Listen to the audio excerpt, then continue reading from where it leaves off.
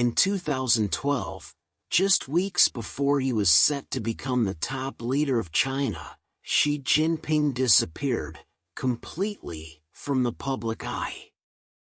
No events. No speeches. No photos. For nearly 2 weeks, the man chosen to lead 1.4 billion people was nowhere to be seen. Rumors exploded. Was he ill? Was there an internal political battle? No official explanation was ever given. Then, just as suddenly as he vanished, she reappeared. Calm, composed, and fully in control. That moment became a symbol of the kind of leader he would be: quiet, strategic, and unshakable. Welcome to the powerful story of Xi Jinping, a story that takes us from exile in the Chinese countryside to the center of the world stage. You're about to explore the life of a man who rose from hardship, endured political rejection, and eventually became the strongest Chinese leader since Mao Zedong. His journey is filled with discipline, silence, planning, and power. And as you follow this story, something else will happen too: your English will improve. This video is designed to help you practice listening, learn new vocabulary, and train your ear for real, meaningful English. So, if you're serious about your growth, both in knowledge and language, grab a notebook and focus in. Don't forget to like this video and subscribe to our channel so you can keep learning with us. Now, let's go back to where this story really begins, not in Beijing's Great Hall of the People, but in a quiet house in Beijing, where a little boy was born into a revolution. Xi Jinping was born on June 15, 1953, in Beijing, into a family that already carried the weight of history. His father, Xi Jinping, was a respected revolutionary hero who had fought alongside Mao Zedong during the founding of the People's Republic of China. In those early years, young Xi lived in the heart of privilege. The Xi family had access to the elite lifestyle of high-ranking Communist Party officials, private schools, guarded compounds, and political power. But this comfort would not last. To the outside world, Xi Jinping was just a quiet boy. Calm, observant, serious. Even as a child, he spoke little but listened deeply. He watched how people moved, how they spoke, how they reacted. His quiet nature wasn't a weakness. It was his way of learning the world. And in his world, everything revolved around the party. His earliest memories were of politics, loyalty, and discipline. From the moment he could walk, the red flag wasn't just a symbol, it was the center of life itself. His father often spoke of sacrifice, struggle, and service. For Xi, these weren't just stories. They were expectations. But something was happening in China. Mao's Cultural Revolution was rising like a storm, and the children of powerful men would soon find themselves on the wrong side of history. She didn't know it yet, but his last days of comfort were ending. And when they ended, they did so brutally. At the age of 10, she watched as his entire world fell apart. His father was purged, accused of opposing Mao's vision, and was removed from power. Almost overnight, the Xi family became a target. Their name, once respected, became dangerous. At school, other students bullied him. He was forced to denounce his own father in public meetings. His house was searched. His mother was humiliated. Suddenly, the boy from the revolutionary family became the son of a traitor. But Xi Jinping didn't break. He didn't shout. He didn't fight. He became even quieter. He endured the insults. He watched. He learned. And deep inside, something began to form, a sense of resilience, a steel-like patience that would become one of his greatest strengths. While others lost themselves in rage or despair, Xi held on. Not to power, but to control of himself, of his emotions, of his future. He was just a child, but already, he was beginning to understand something that would guide his entire life. Power can be taken, reputation can be destroyed, but character is built in silence. And so, in silence, he waited. His journey through struggle had only just begun. When Xi Jinping turned 15, the storm truly hit. The Cultural Revolution was in full force, and Mao's call to send down privileged youth to the countryside was no longer just a slogan, it was a command. Xi, like millions of other young people, was forced to leave behind the city life and live among the rural poor. He was sent to a remote village in Shaanxi province called Liangjiahe. There, the future leader of the world's most populous country lived in a cave. Life in Liangjiahe was brutal. There were no real roads, no electricity, and no luxuries. The work was physical, digging ditches, carrying manure, building dams, and the days were long. The winters were bitterly cold, and the cave he slept in had only straw for bedding. Local villagers, suspicious of this city boy with political baggage, treated him with distance at first. He was the son of a disgraced leader. No one expected him to stay. But Xi didn't run. He didn't complain. He learned. Slowly, patiently, he began to adapt. He worked harder than anyone. He helped build infrastructure. He dug wells.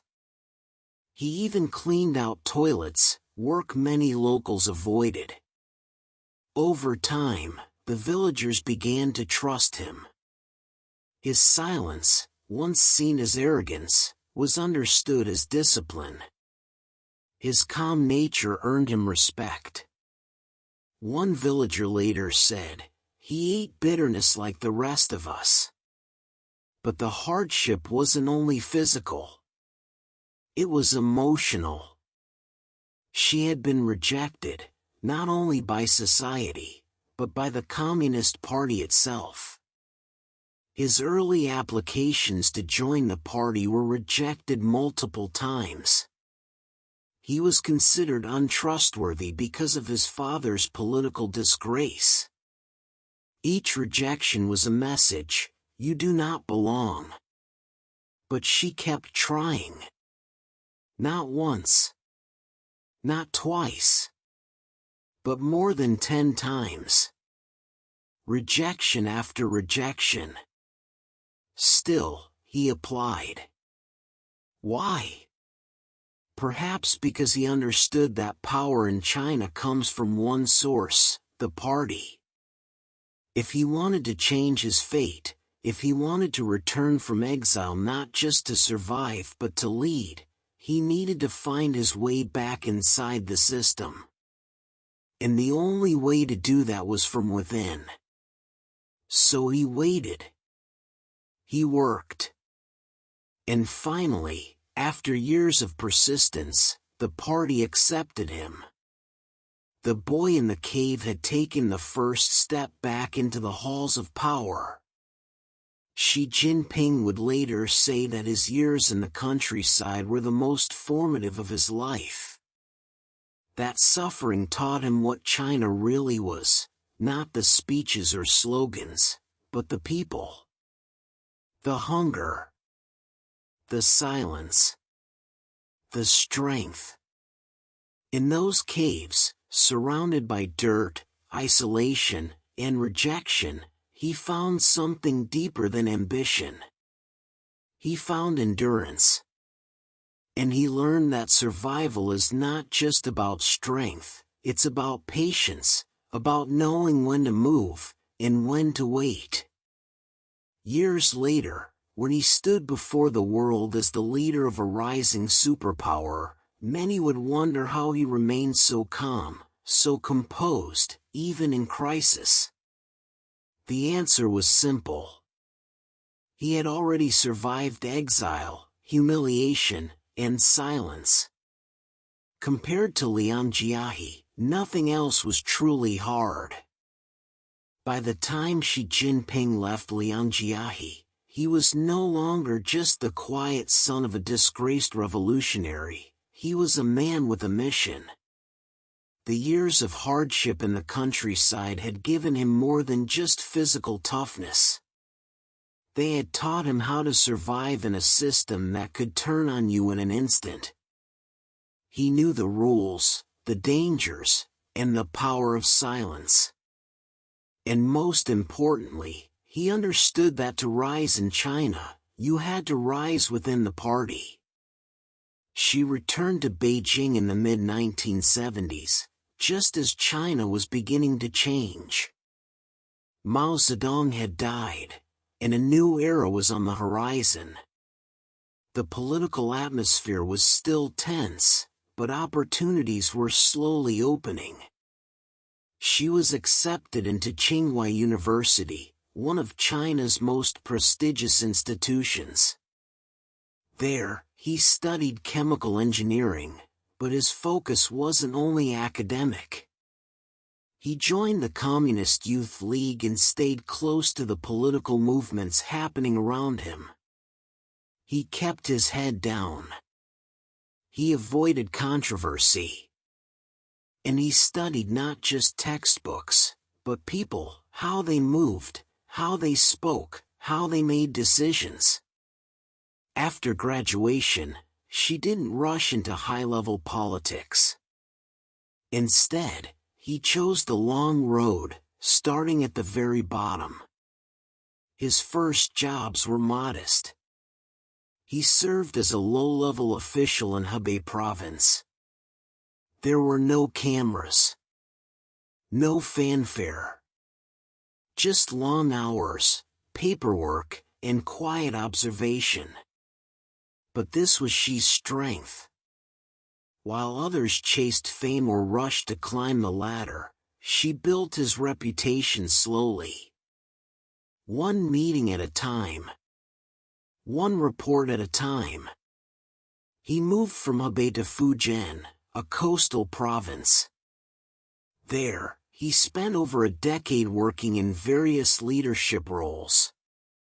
He became known for being methodical, disciplined, and corruption-free, rare traits in an era when many officials were enriching themselves. He was quiet, but effective. Reserved, but strategic. He handled local disputes, attracted foreign investment, and strengthened economic growth in the region. And everywhere he went, he left the same impression: serious, loyal, and tireless. In the early 2000s, she was transferred to Zhejiang province, another major step. It was a wealthy and dynamic region, full of challenges and political competition. But she thrived. His reports were detailed. His style was calm. He didn't seek the spotlight, but his work spoke for itself.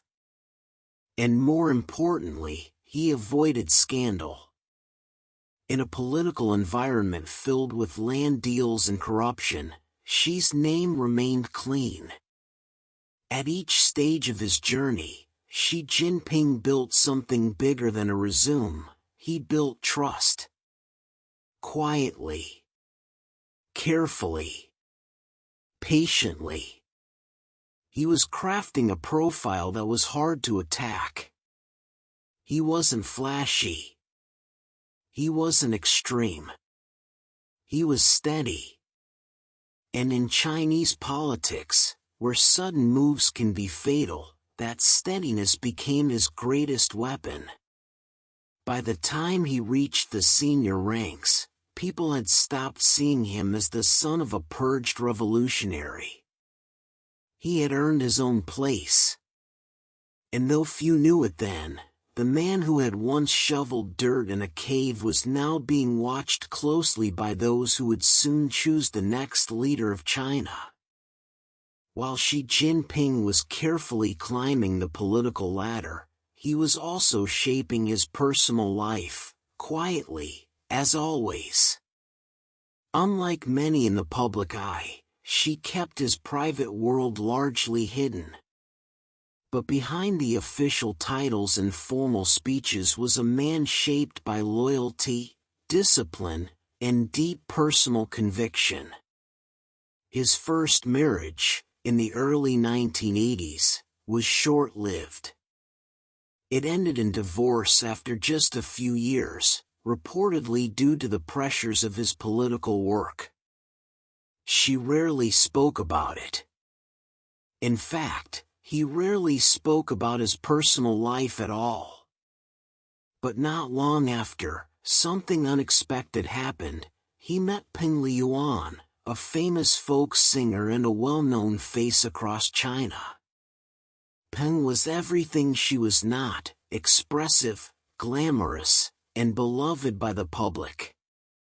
She had performed for soldiers, sung on national television, and was admired across the country. On the surface, they seemed like opposites. But something connected them. Perhaps it was a shared love for their country, or a deep respect for tradition. Or maybe it was simply the fact that both had spent years building something from nothing. They married in 1987, and from that point on, Peng became a quiet but steady presence in Xi's life. Though her fame could have placed her in the spotlight, she stepped back to support her husband's political journey. Their marriage was not just romantic, it was strategic, built on mutual respect and common purpose. Together, they had one daughter, Xi Jinping. Very little is known about her. She studied at Harvard under a pseudonym and has never appeared in public alongside her father in any official capacity. Xi's decision to keep his daughter's life private reflects his deep belief in control, not just over politics, but over the personal sphere as well. Xi's lifestyle has also drawn attention for its simplicity. Despite leading one of the world's largest economies, he is known for avoiding luxury. His speeches emphasize hard work, self-discipline, and moral integrity. He reads widely, especially Chinese classics. He often quotes ancient philosophers like Confucius and Mencius, grounding his vision for modern China in the values of its past.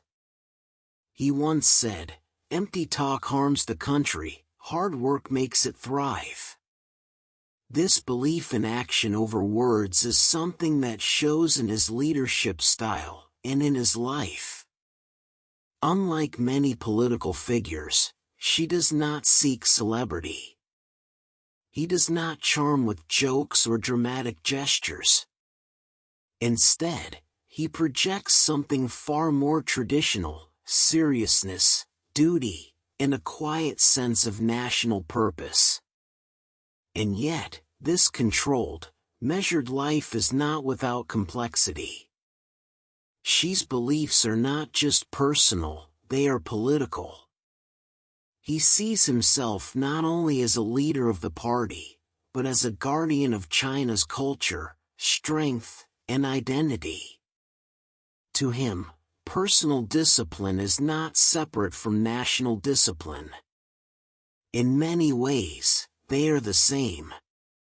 As Xi Jinping moved closer to power, the public saw only the calm, steady figure. But behind that calmness was a life of deep contrasts, private sorrow and public duty, romantic partnership and strict political ambition. He was a man who had learned how to live between two worlds. And soon, he would step into the one that mattered most, the highest levels of power in China. By the late 2000s, Xi Jinping had become one of the most trusted figures in the Communist Party. His steady rise through the ranks, without scandal, without controversy, had made him a safe candidate in a political system that feared instability above all else. He wasn't flashy, and he wasn't known for radical ideas, but he had something even more valuable: trust. The party needed someone who could maintain order, hold the system together, and protect its legacy. She seemed like the perfect choice. In 2007, he entered the Politburo Standing Committee, the most powerful group of leaders in China. Just 2 years later, he was appointed vice president. It was official. Xi Jinping was being groomed to become the next leader of China. But not everyone saw it coming. Even then, some thought he might remain a cautious, behind-the-scenes figure. What few understood was that Xi had been preparing for this moment his entire life. And then, just as China was preparing for its leadership transition in 2012, something strange happened. Xi Jinping disappeared. For nearly 2 weeks, there was no public appearance. No explanation. No statement. The man chosen to become China's next top leader was gone. Rumors spread quickly. Was he injured? Was there a power struggle? Had something gone wrong behind closed doors? In a country where image is everything, silence is dangerous and powerful. But then, as suddenly as he vanished, she returned. Calm. Smiling. Unshaken. The mystery was never explained, and perhaps that was the point. His reappearance sent a message: he was in control, and he played by his own timing. The silence had not weakened him. It had made him stronger. On November 15, 2012, Xi Jinping was officially named General Secretary of the Communist Party of China, the country's top political position. A few months later, he became President of the People's Republic of China and Chairman of the Central Military Commission. In one sweep, he now controlled the party, the state, and the military. All levers of power were in his hands. During his first speech as leader, Xi spoke of the Chinese dream. He promised national rejuvenation, strength, and prosperity. He talked about improving people's lives, fighting corruption, and building a stronger future. But underneath those words was something more profound, a shift in tone. Xi didn't just want to manage China. He wanted to shape it, redefine it, and leave his mark on history. This was no ordinary politician. This was someone who had endured humiliation and exile, who had worked through rejection and risen without shortcuts. And now, at the highest peak of power, he would begin to reveal the full force of his vision. What came next would change China forever, and show the world that Xi Jinping was not just a cautious bureaucrat. He was a leader with a mission, and he was just getting started.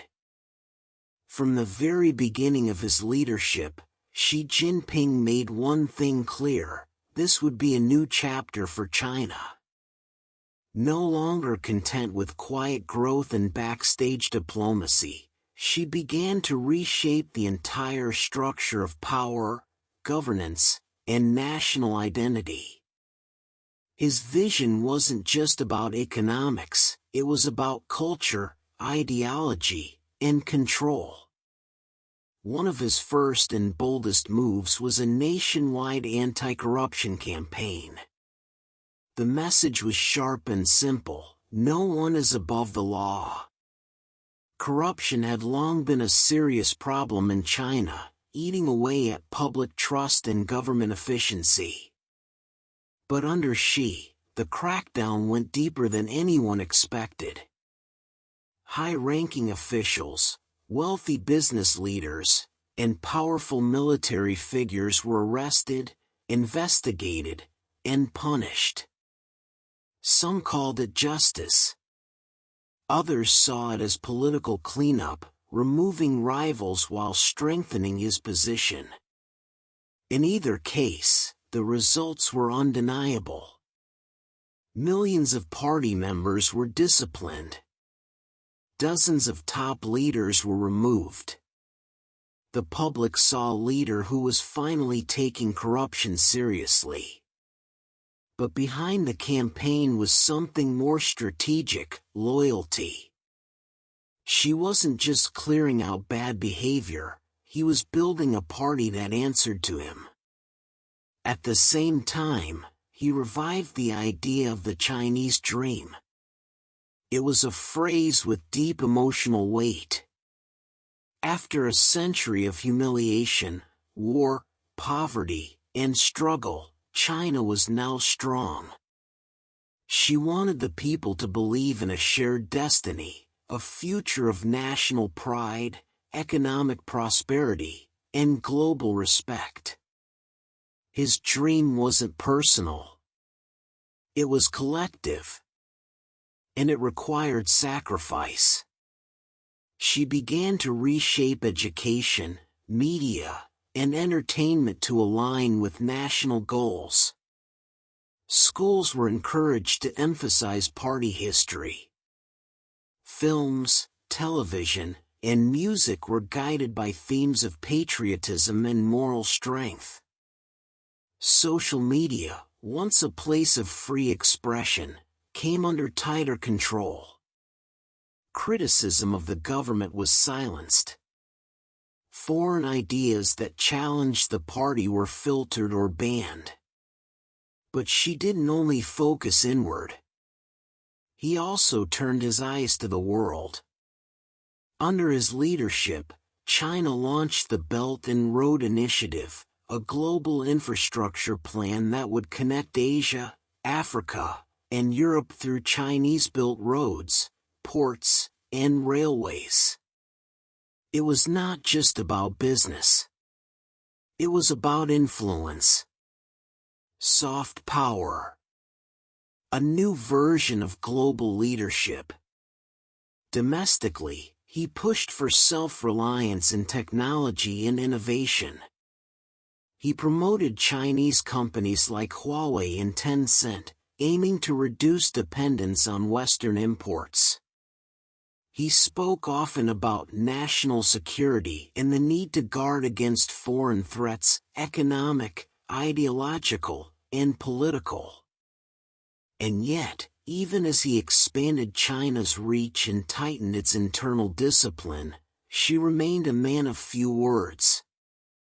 His leadership style was quiet but absolute. Meetings were closed. Decisions were final. Speeches were measured. He didn't seek applause, he demanded alignment. And slowly, the entire system began to bend toward his vision. Xi's China was becoming something new, proud, disciplined, ambitious, and tightly controlled. For some, it was a rebirth. For others, a warning. But for everyone, it was clear, this was not just a shift in policy. It was a shift in power. And Xi Jinping was now at the very center of it all. As Xi Jinping settled into his role as China's top leader, the quiet discipline that once defined his rise gave way to something even more decisive: consolidation. Xi wasn't just guiding the party, he was reshaping the very structure of Chinese governance, bringing more and more authority directly under his control. Step by step, he began centralizing power in a way not seen since the time of Mao Zedong. He took direct command of multiple key institutions. He became the head of new leading groups that oversaw everything from cybersecurity to economic reform. In effect, these groups operated above the traditional ministries. That meant decisions were made not by committees, but by Xi himself. Slowly, a new model of rule emerged, not collective leadership, but personal command. Then came a historic move that shocked both China and the world. In 2018, the Chinese constitution was changed to remove presidential term limits. Previously, China's leaders were allowed to serve a maximum of 2 5-year terms. Xi was nearing the end of his second. But with this change, he could remain in power indefinitely. The vote in the National People's Congress passed almost unanimously. There was little public debate. No real opposition. In China's political system, silence often speaks loudest. Many viewed this as the moment Xi fully stepped out of Deng Xiaoping's shadow, a leader who had warned against the dangers of personal cults and absolute power. But Xi was building something different. To him, strong leadership wasn't dangerous, it was necessary. In a world full of uncertainty, China needed unity. And unity, he believed, required one clear voice at the top. Xi's power also extended to the military. As chairman of the Central Military Commission, he pushed through massive reforms, modernizing the People's Liberation Army, cutting bloated ranks, and shifting its focus toward technology and readiness. He made sure that the military answered to the party, and that the party answered to him. Internationally, he grew more assertive. The Belt and Road Initiative expanded to over 140 countries, giving China growing influence across continents. At the same time, Xi adopted a stronger stance in regional affairs. In the South China Sea, construction on artificial islands turned reefs into military bases. In Hong Kong, a new national security law silenced dissent. In Taiwan, warnings grew sharper, and military pressure increased. This assertiveness, combined with growing control at home, began to shape a new image of China: powerful, disciplined, and unapologetic. Supporters called it leadership. Critics called it authoritarianism. But Xi wasn't leading to please the world, he was leading to reshape China's place within it. As years passed, his face became ever more present, on billboards, in classrooms, in official videos. The party published books, speeches, and materials under the title Xi Jinping Thought, elevating his ideas to official doctrine. Loyalty to the party was loyalty to Xi. It was no longer enough to follow rules. Now, officials were expected to follow his tone, his style, his message. Those who failed to do so were removed, often quietly. In just a few years, Xi Jinping had transformed the highest levels of Chinese politics. What had once been a system of controlled succession and cautious cooperation became something more concentrated, more personal. Power, in modern China, had a new face. And that face was Xi. As Xi Jinping's authority expanded, so did the challenges. Internally, he had reshaped the party, tightened control, and centralized power.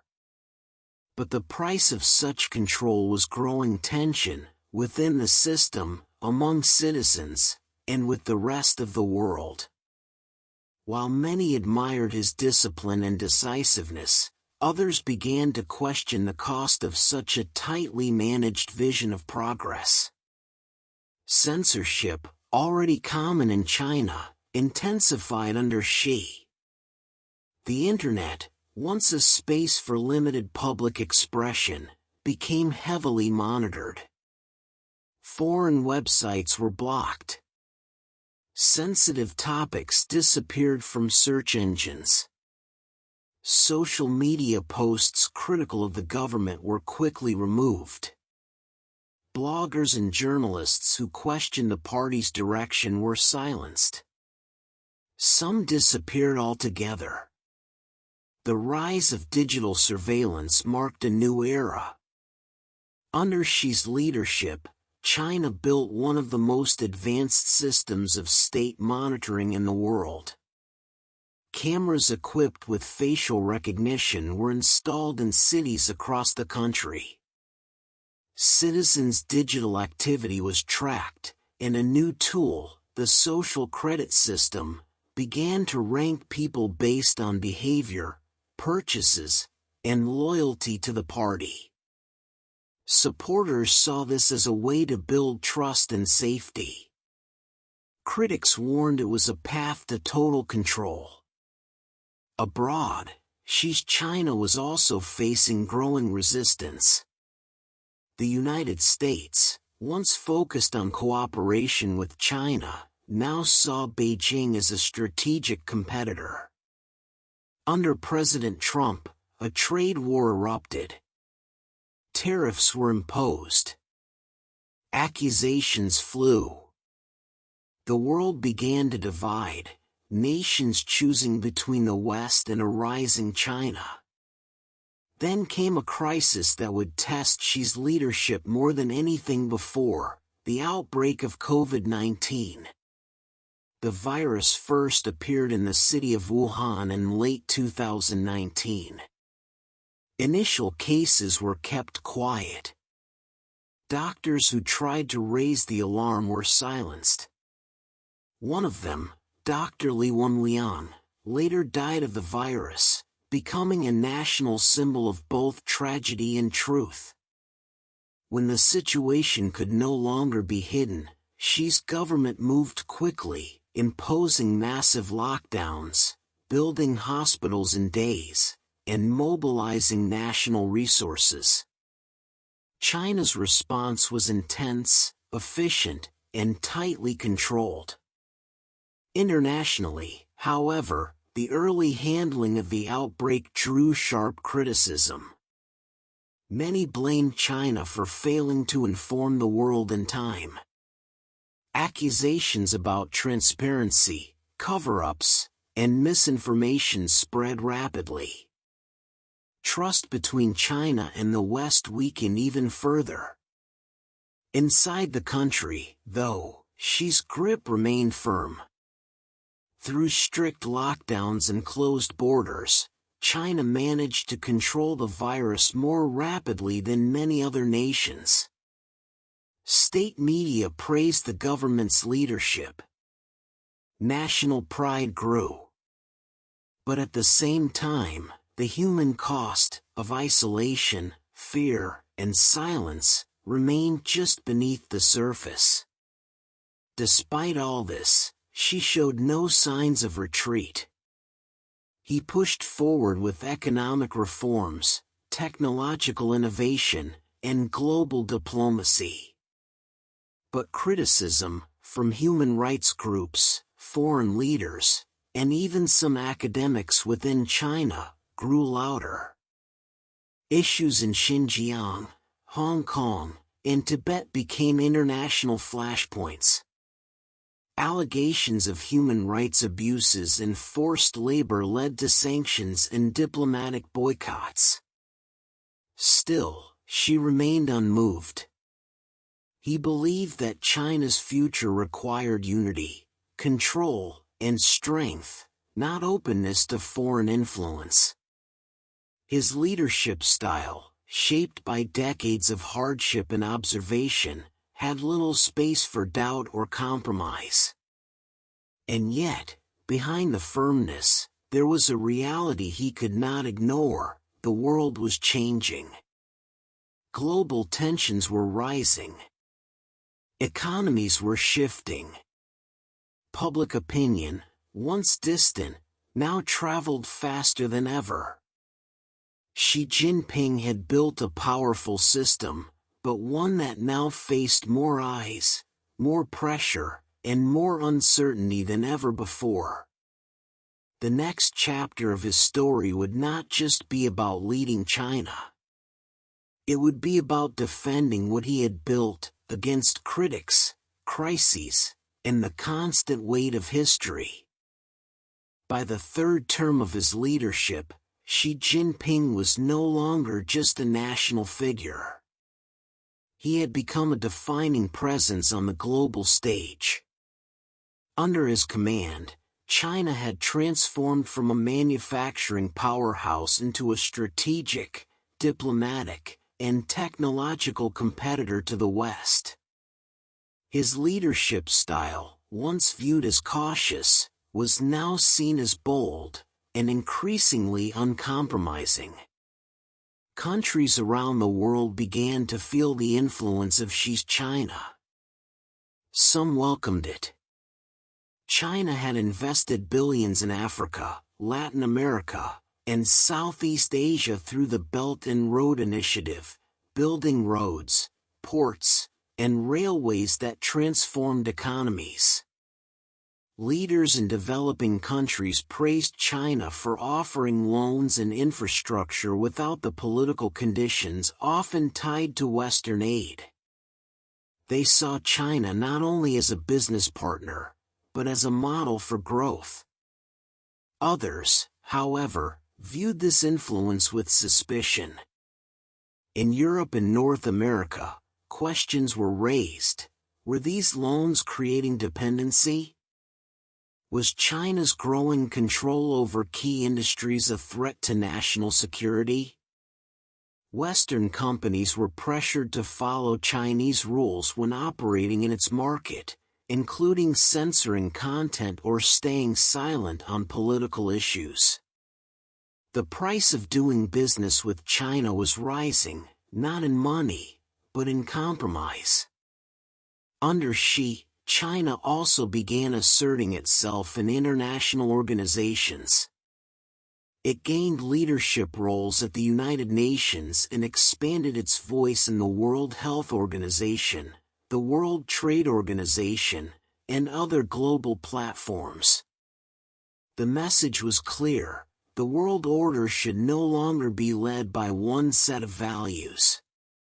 China had its own vision, and it was time for the world to listen. Xi's speeches reflected this shift. He talked about a community of shared future for mankind, a phrase meant to promote global cooperation, but also to signal China's desire to shape the rules of international engagement. He didn't hide from global responsibilities, but he didn't surrender to outside pressure either.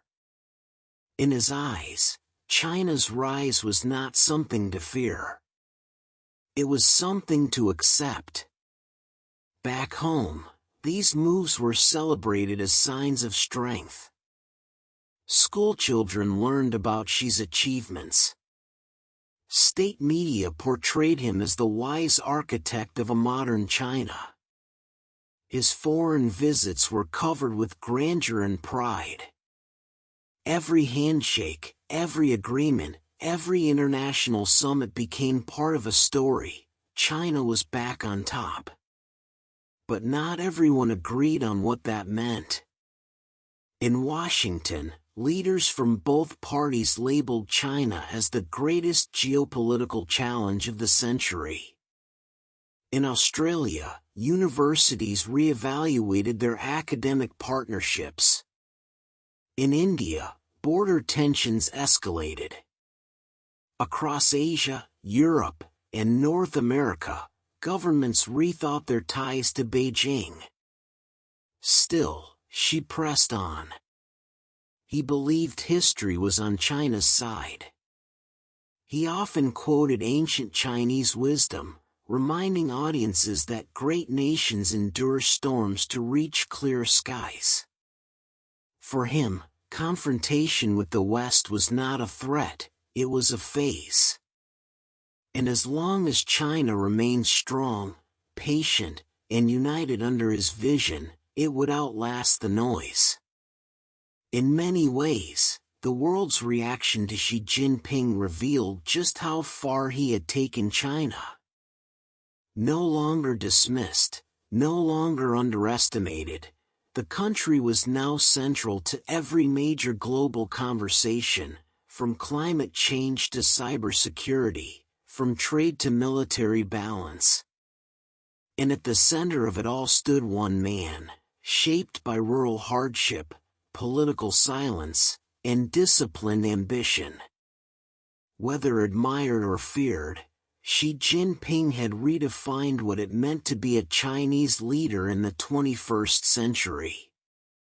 And the legacy he was building was no longer confined to the borders of China, it was written across the world map. From a quiet boy in a political family, to a teenager exiled to a cave, to the most powerful leader China has seen in generations, Xi Jinping's life is a journey of discipline, silence, and relentless focus. He was rejected, humiliated, and pushed aside. But he never stopped. He waited. He worked. He watched. And when the moment finally came, he stepped forward not with noise, but with calm, steady strength. Xi didn't rise because of luck. He rose because he understood something very few do: real power is built in silence. In the dark moments. When no one is watching. When others give up. And whether you agree with his policies or not, his story is one of undeniable persistence, a reminder that even the most unshakable systems can be navigated with patience, purpose, and belief. So what does this mean for you? Maybe you're facing your own challenges. Maybe your path isn't easy. Maybe people have told you that you'll never make it. But Xi's story proves that rejection is not the end. It's just part of the journey. Your background doesn't define your future. What matters is how you respond when things go quiet, when the world turns its back, when your plans fall apart. That's when your character is built. So keep going. Work hard. Stay focused. And never stop believing in your vision. And if this story inspired you, even a little, show your support by liking this video and leaving a comment below. Tell us, what part of Xi Jinping's story surprised you the most? We'd love to hear your thoughts and learn together. And don't forget to subscribe to our channel so you can keep improving your English through inspiring stories like this one.